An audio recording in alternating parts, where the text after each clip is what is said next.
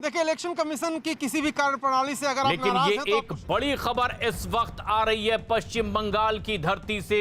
पुरुलिया में बीजेपी ने टीएमसी पर आरोप लगाया है और इसमें भी एक सबसे अहम बात यह कि बीजेपी के रथ पर हमला हुआ है और अब एक बार फिर बीजेपी ने आरोप लगाया टीएमसी कार्यकर्ताओं पर हमले का। ऐसे में जबकि रथ आगे बढ़ाकर अपने उम्मीदवारों के लिए प्रचार कर रहे हैं बीजेपी के स्टार प्रचारक, पुरुलिया में अब बीजेपी के रथ पर हमला हो गया है। उसके शीशे तोड़ दिए गए हैं बस के, जिसमें सवार होकर स्टार प्रचारक अपने उम्मीदवारों के लिए प्रचार करने गए थे। न्यूज 18 इंडिया पर ये एक्सक्लूसिव तस्वीरें। बीजेपी ने टीएमसी पर इस हमले का आरोप लगाया है। इससे पहले भी इस तरह की कई घटनाएं सामने आई। अरुण सिंह हमारे सहयोगी लगातार हमारे साथ बने हुए हैं। अरुण, क्या और जानकारी मिल रही है? पुरुलिया में बीजेपी के रथ पर हमला हुआ है, आरोप अब टीएमसी पर लग रहा है। ताजा हकीकत क्या है?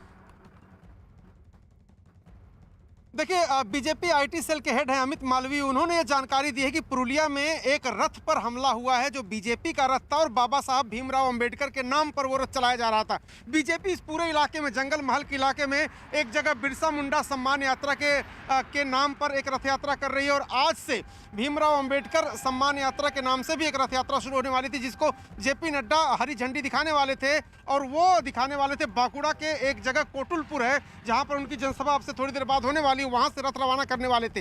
अब बीजेपी का आरोप है कि जो पुरुलिया में एक रथ उनका ऐसा रखा हुआ था, उस पर तृणमूल कांग्रेस ने हमला किया, उसको क्षतिग्रस्त कर दिया है।